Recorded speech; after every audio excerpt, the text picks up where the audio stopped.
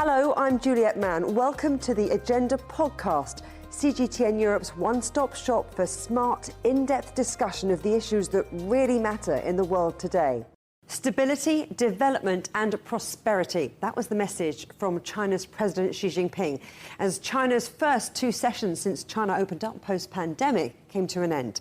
The emphasis was very much on common prosperity, peaceful development and especially modernization. On the new journey of building a great modern socialist country and advancing the rejuvenation of the Chinese nation, we should unswervingly advance high-quality development. We will fully and faithfully apply the new development philosophy on all fronts and accelerate efforts to create a new pattern of development. We will fully implement the strategy for invigorating China through science and education, the workforce development strategy and the innovation-driven development strategy. So what does all that mean for China and the rest of the world? In this special programme, we'll be hearing from experts from across the globe to get their take on the modernisation of China. We start by speaking to Danilo Türk, former President of Slovenia and now the chair of the Club de Madrid, the world's largest forum of former heads of state and government.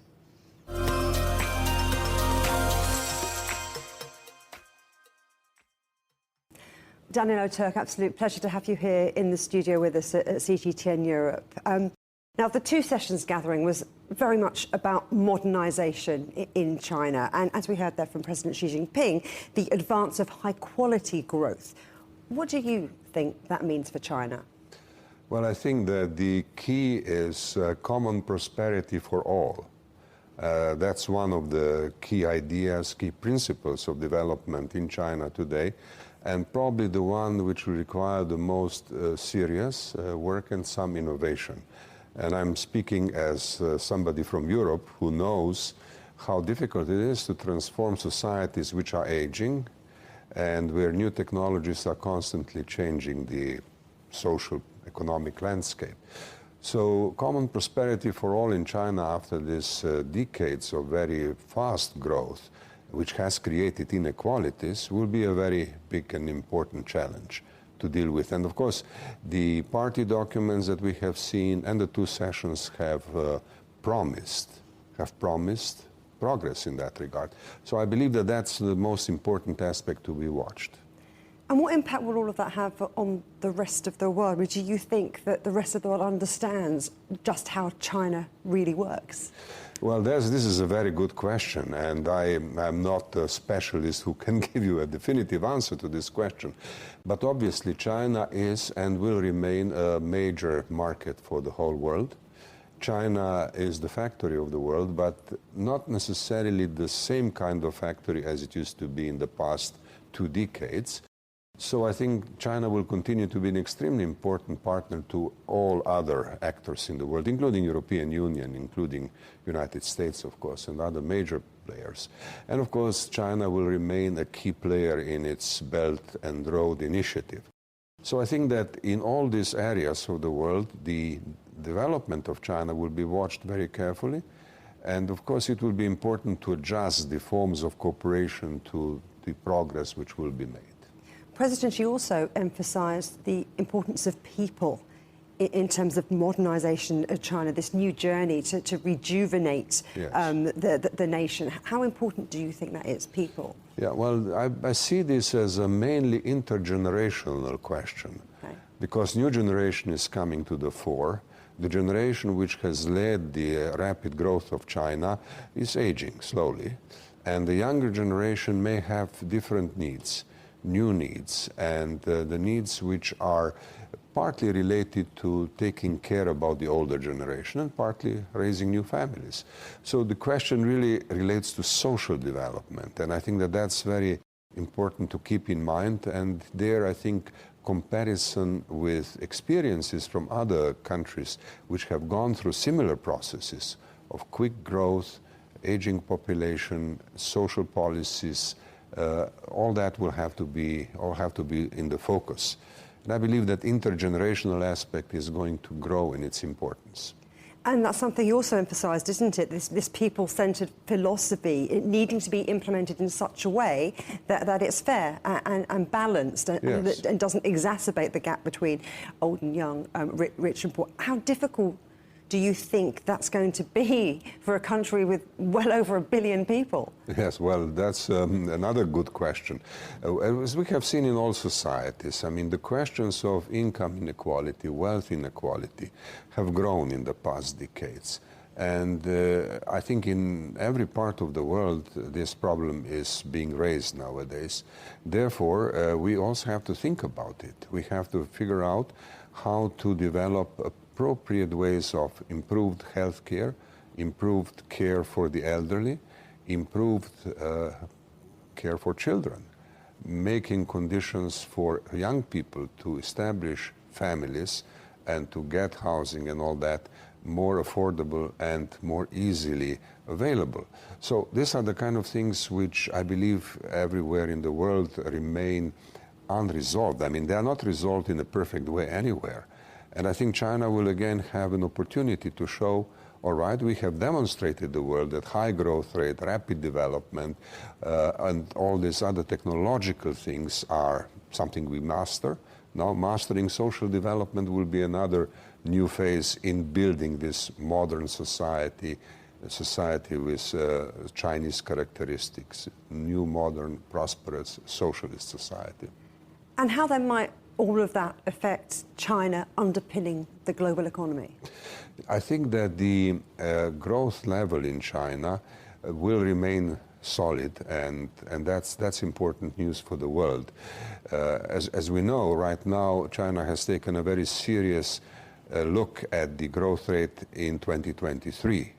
And I think that the promise of 5% or close above 5% is very positive news for the rest of the world, because that means that China will remain a very important partner which will help feeding growth in other parts of the world as well. So I think that right now in the short run we should be satisfied. But then in the longer run, we have to figure out which areas of cooperation will be in the forefront. I mean, industrial cooperation has been in the forefront so far. Investment in infrastructure was very important. But we have to figure new things. For example, healthcare.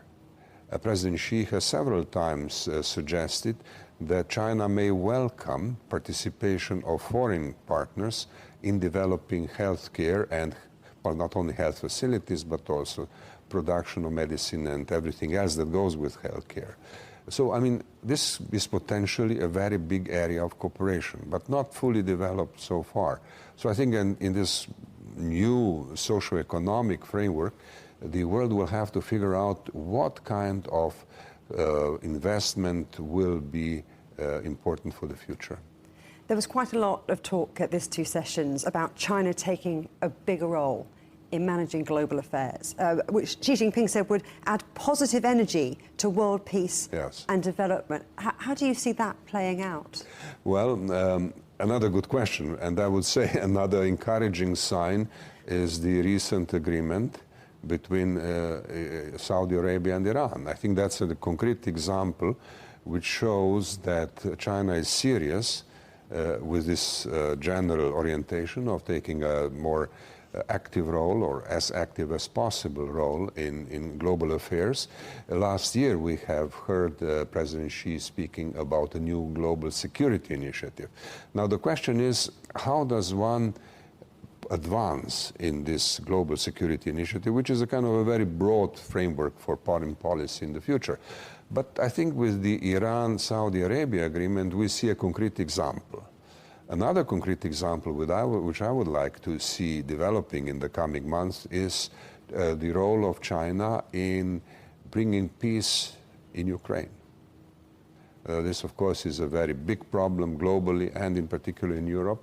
China has produced an interesting framework on 24th February, a 12-point framework for peace in Ukraine. And now, of course, the question is, how does one advance from here further? Now, with the Iran-Saudi Arabia program, we have seen that it is possible to have first a solid conceptual framework and then specific steps forward. In the case of war in Ukraine, this will be, of course, more difficult, but I think that also it is quite necessary. And in terms of the Saudi-Iran rapprochement, do you think China gets enough credit for breakthroughs like that? I mean, historically, it has never been an aggressor. Yeah. Well, China is, in a way, a new player with this sort of large initiatives. In that sense, I believe that the world still has to adjust to this new role of China, which can be a very positive role. Now, many commentators now see the Saudi Arabia-Iran agreement as something that shows a relative decline of the United States. I believe that that's only a very small part of the picture. The bigger picture is that China is a new player which can bring positive energy into the situation, and that does not necessarily mean a deficit for the United States. That just means a different dynamic in the region, which I think could be to the satisfaction of everybody. And I would urge this kind of a more positive mentality to start prevailing. We have inherited too much from the past. I mean, competition, confrontation, Cold War, and all that stuff. I don't believe that this is the way towards the future. One has to look for the positive ingredients with this new ambition of China can bring into the global political affairs. Danilo Türk, thank you very much. It was my pleasure.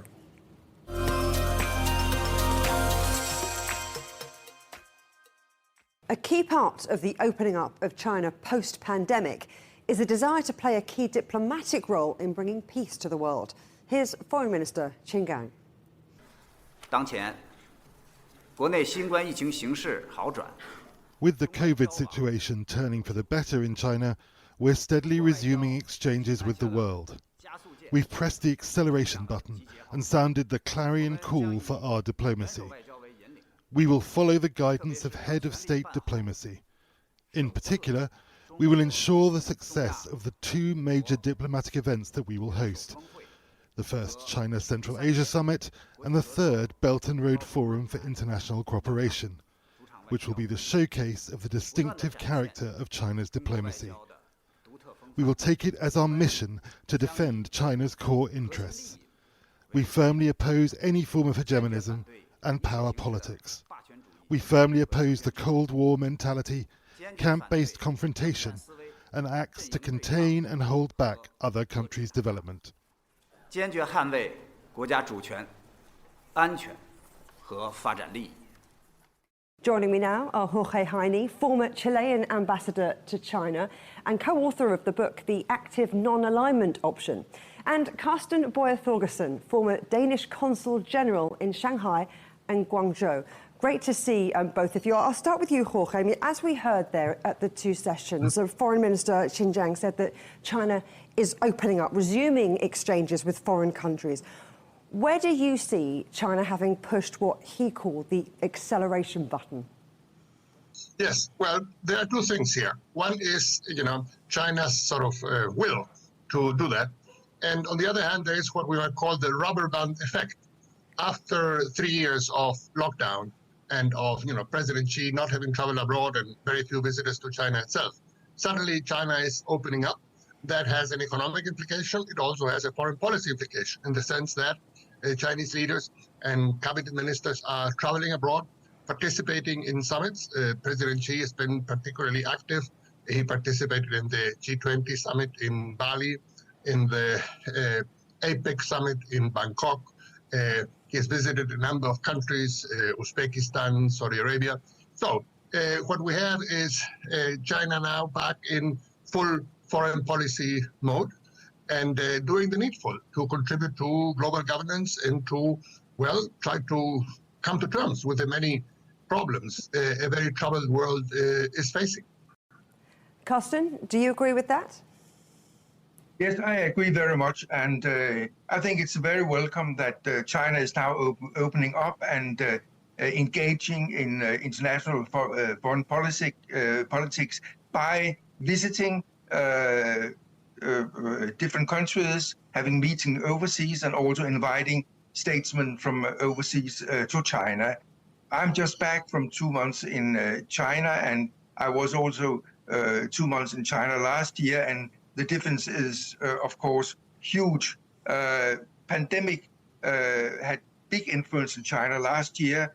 There was lockdowns and so on. Now there is a totally different sentiment in China. There's a very strong will to re-establish contacts, to revisit old friends and contacts.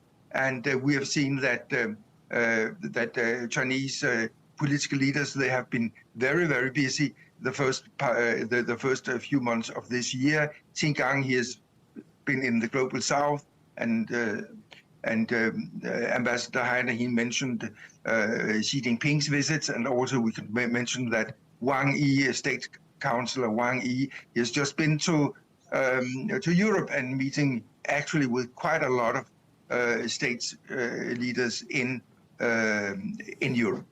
So it is very welcome, and that China is actively back into the foreign politics. Let's talk about China's role as a peace broker. I'm thinking particularly of last week between Saudi Arabia and Iran. Jorge, how important is that role for China in bringing peace and diplomatic breakthroughs to the world? It is very significant. It has been said that rapprochement, the announced re-establishment of diplomatic relations between Iran and Saudi Arabia, that was made public last Friday in Beijing, is sort of the debut of China in the big leagues of diplomacy. And there's something to that. Traditionally, China has not had a very strong presence in the Middle East, in East Asia and other parts of the world, yes, but not so much in the Middle East. So bringing together this rapprochement between Riyadh and Tehran, I think, was a very significant breakthrough. It's something that didn't happen overnight. China was working at it for quite some time. But it is a very significant milestone in China's diplomatic activity and should be seen as such. And Carsten, I wonder, do you think that this is maybe something only China could pull off? Definitely, I think China can pull it off, and other countries could do the same. Other large and major countries could do the same if they had the will and intention to do it. It's very much about the intention of China to promote international cooperation, and I think this is very significant to see China being back in international politics and promoting international cooperation. And now I've followed and studied Chinese foreign politics for many years, and basically this is not a new thing for China to do, but now China has much more resources to follow that policy. Let's talk about collaboration partnerships. And when it comes to modernization, I think one of the key facets of China's modernization is, of course, the implementation of the Belt and Road Initiative. And Jorge, Chile signed up to that in 2018. Why do you think it's so important? Well, it is very important because Belt and Road Initiative, what it does is to set forth a certain view of development. There is the Chinese perspective on development that is somewhat different from the traditional Western perspective.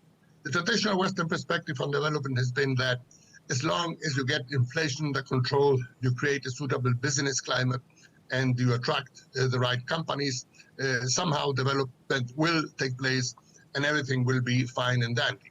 The Chinese perspective is somewhat different. It says, well, all of that is important, but you also need infrastructure. You need connectivity. You need both physical and digital infrastructure. And China has done that. We all have seen the highways, the airports, the ports, in the tunnels, the bridges in China.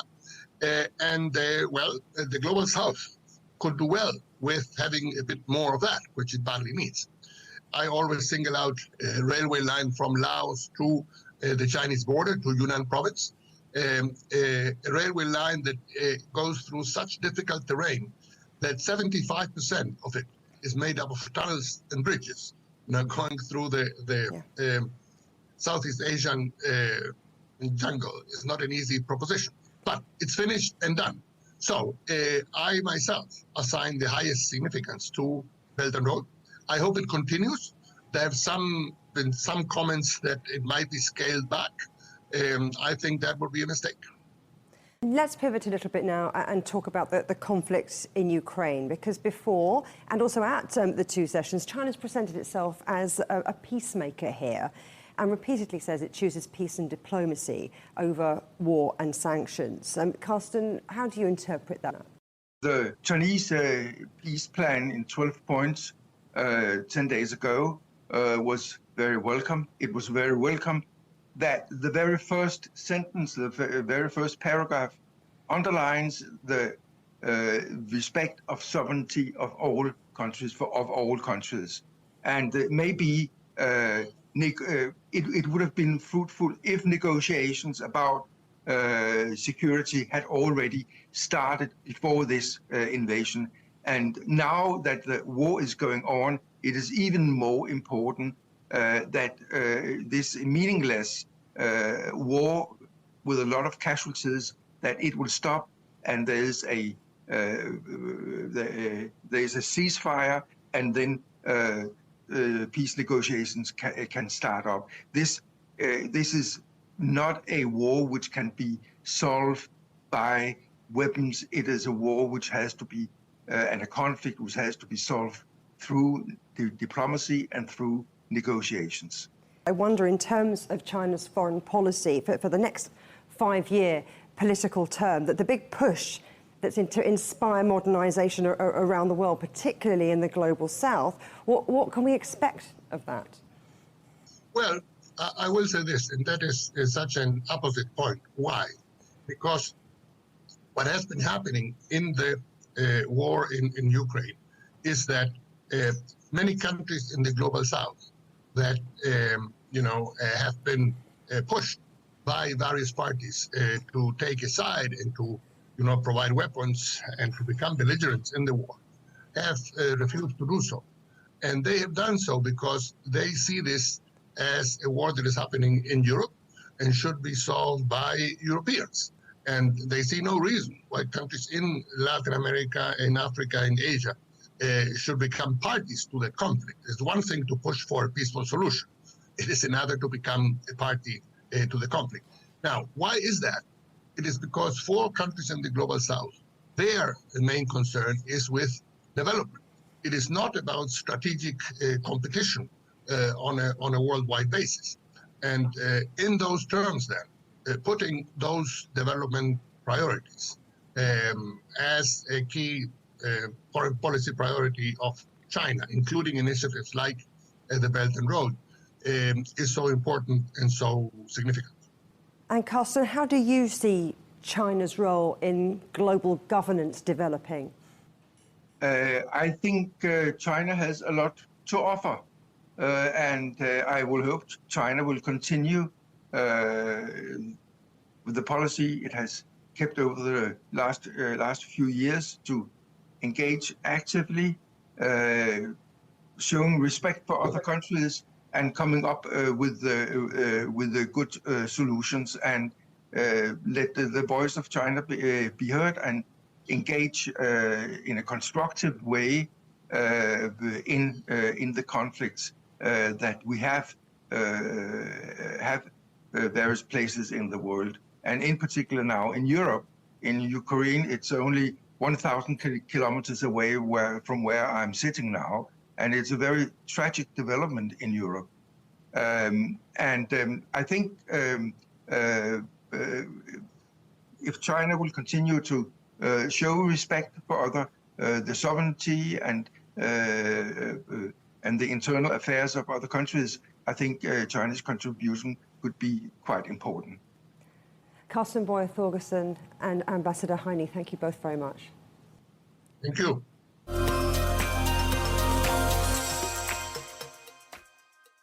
This year's two sessions was very much focused on the modernisation of China and the economic impact that will have.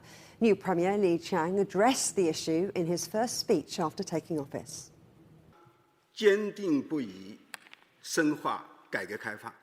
We will remain steadfast in deepening reform and opening up.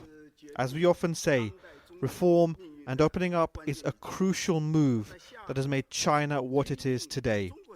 In the historical process of advancing Chinese modernization and realizing the second centenary goal, we must continue to firmly pursue the path of reform and opening up. We will keep up to the direction of socialist market economy reform, promote high-level opening up, and inject stronger vitality into China's development by deepening reform.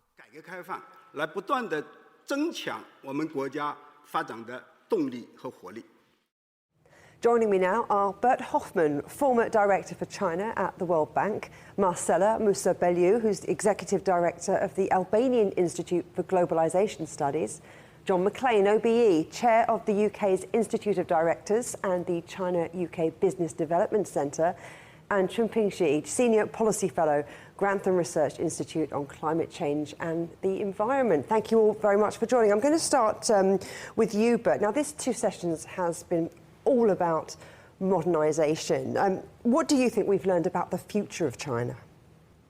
Well, look, I think China is now defining its next stage of development, really. And Xi Jinping, last year at the 20th Party Congress, has defined this socialist Chinese modernization. And that's quite particular, i.e., is modernization of common prosperity for all. So not just for a few, but for everybody. It's the modernization of material and cultural, ethical advancement. So not just material, but much more broader. And it's the modernization of harmony between man and nature. So to keep the environment whole as well. And finally, it's a peaceful development. So I see it as China's goals for the next phase of development. And of course, that's very important for the National People's Congress to debate on how one can give legs to these broad concepts still, and what specific policies would need to be pursued to achieve it. You talk about it being a broad concept, but Marcela, there's no one size fits all, is there, when it comes to modernisation? And China's modernisation isn't westernisation, is it? Actually, for us in the rest of the world, we have been observing this Chinese-style modernization since the first word were said in the 20th Congress in October, but also now with the 2 sessions when we are seeing the implementation in deeds and in laws and in policies of this Chinese-style modernization. And I believe that the Chinese-style modernization has 2 specific characteristics, which are inclusive and peaceful. And most of all, I believe that it provides different perspective on modernization, and it opens up new avenues for developing countries especially, and also offers a Chinese approach, I believe, to build a more humane and national and international structure. And also, I believe it's based on a deeper understanding of time and history, and also in the understanding that every country's path is different, so every country has to find what better suits modernization for them. I want to pick up what you said about not just inclusivity, but also people, because I wonder if you think that the sheer size of China's population is possibly a big challenge for modernisation. Well, I believe that up to now, the track record for China with its sheer size is truly outstanding. And actually for us, that we want, for countries like ours that want to modernize and develop, we look up to that kind of model, and we look up to that kind of development pattern and modernization. And again, here I would like to add you something that is quite anecdotal.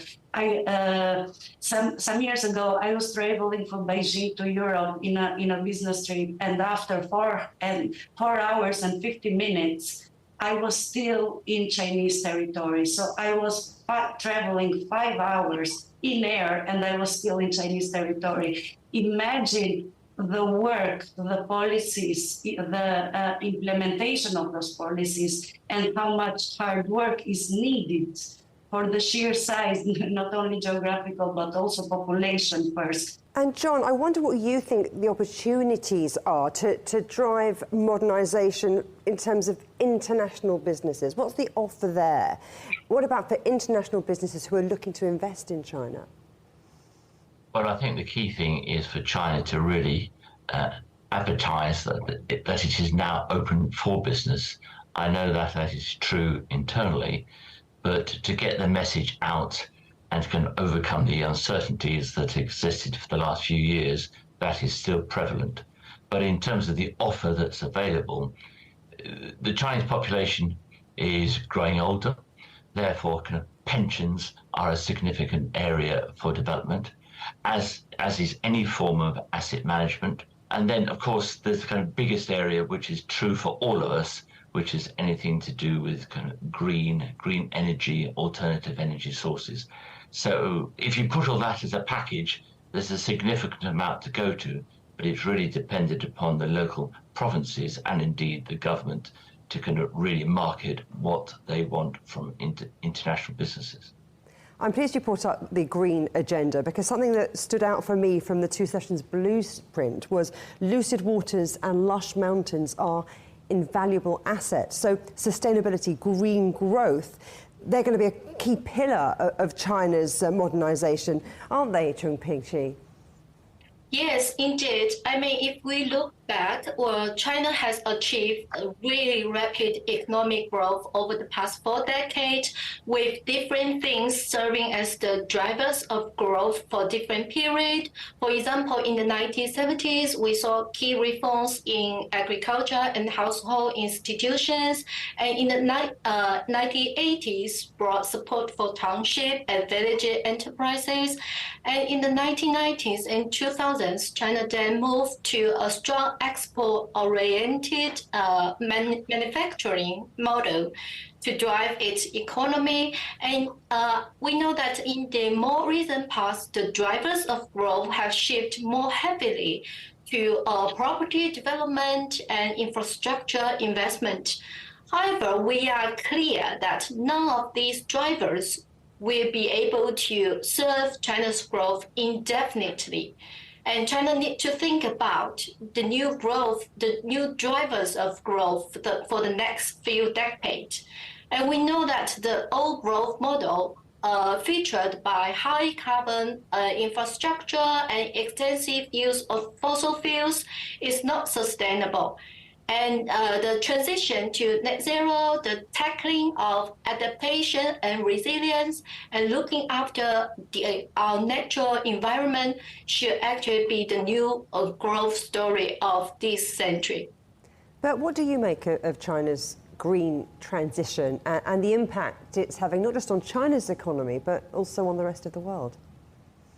It's hugely important, of course.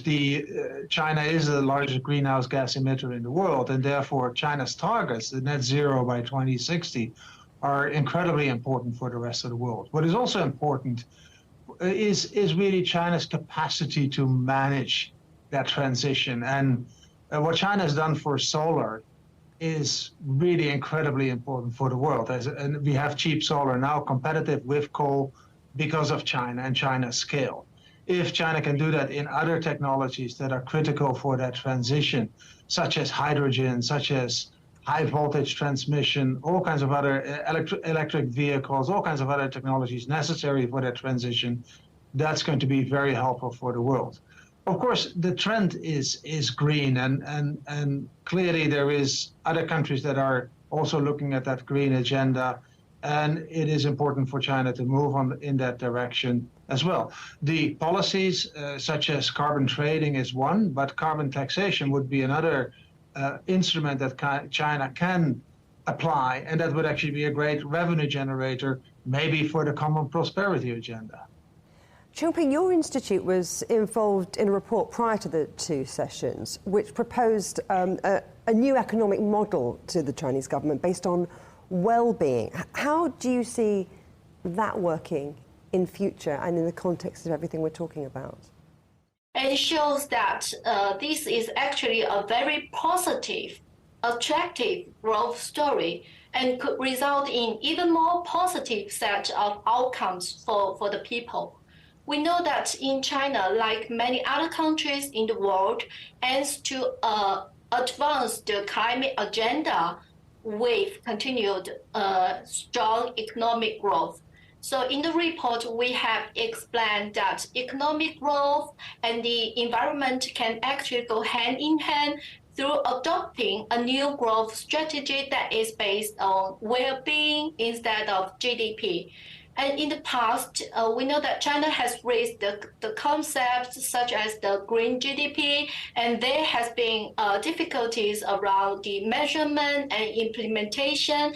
And what we have proposed in our report is a national statistical system based on social well-being to be used alongside the existing accounting system based on GDP.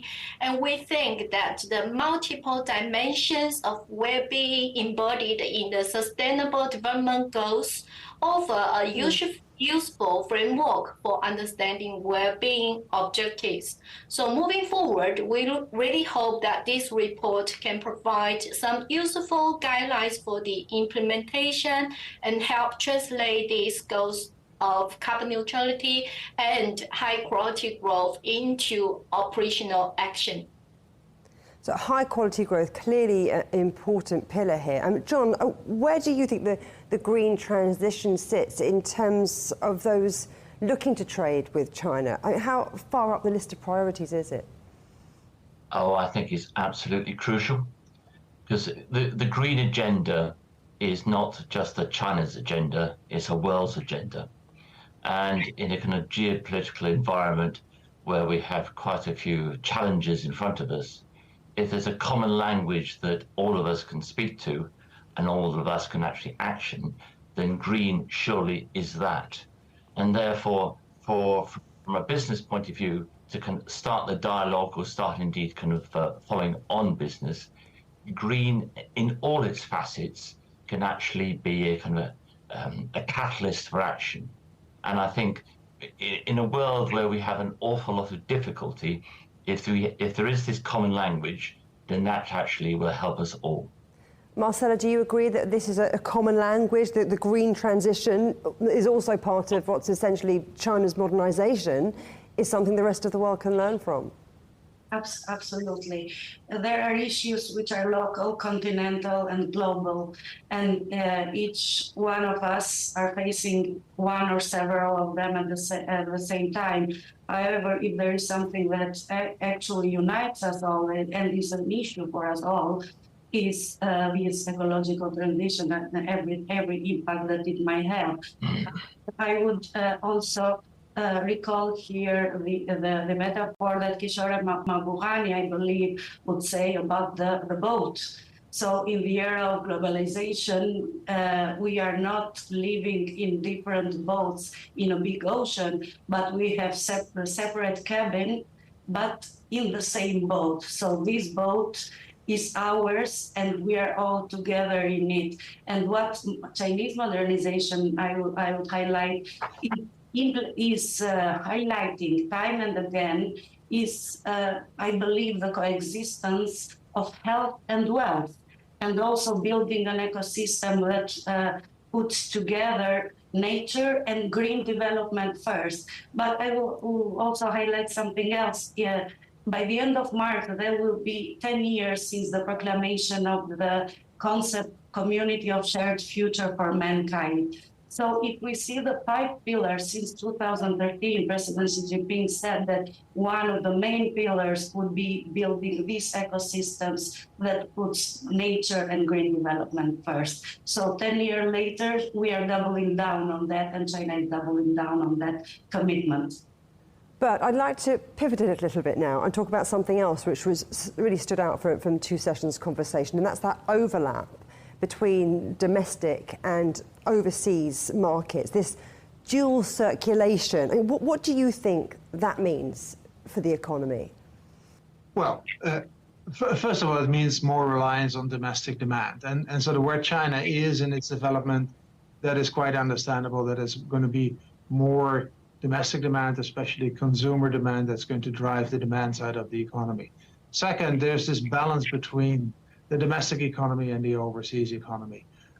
China before said the overseas economy drives the domestic economy, so the external circulation. Now they say it has to be balanced.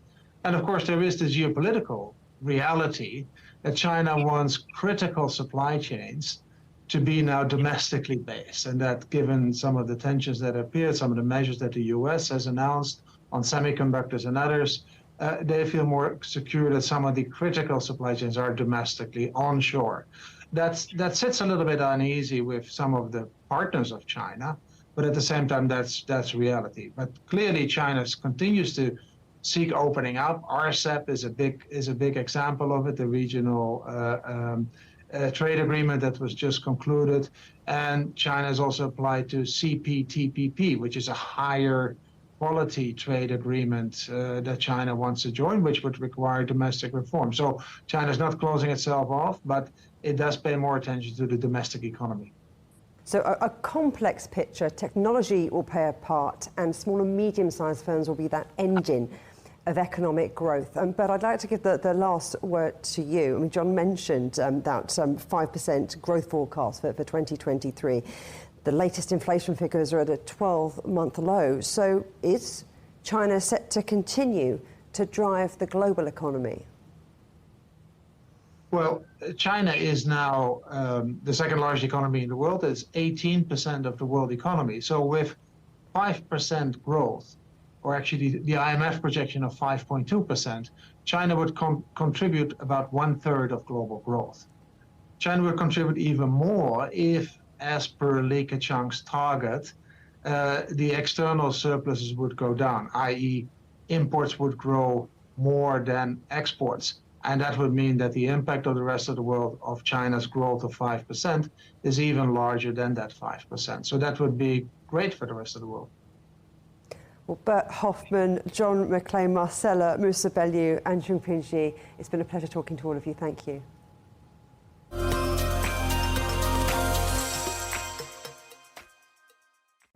Thanks for listening to this edition of the Agenda podcast. Do join me next week when I'll be looking into the AUKUS deal and asking whether it's a breakthrough for jobs and cooperation between the US, UK and Australia, or a devastating blow to nuclear non-proliferation. Remember, you can subscribe to this podcast on iTunes, Stitcher, Spotify, or wherever you get your podcasts. You can also find more Agenda content on CGTN Europe's Facebook, Twitter, Instagram and YouTube channels. Until next time, goodbye.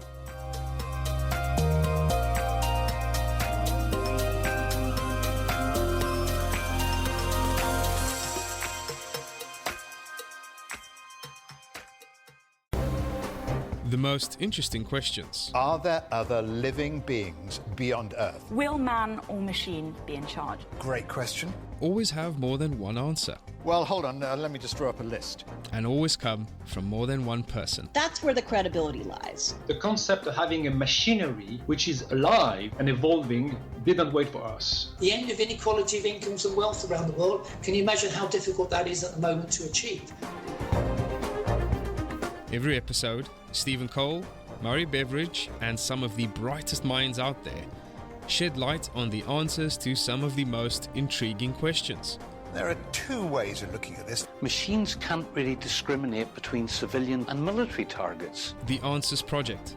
Maybe we need to just look at this in a bit more detail. Extraordinary claims require extraordinary evidence. The Answers Project, a new podcast from CGTN Europe.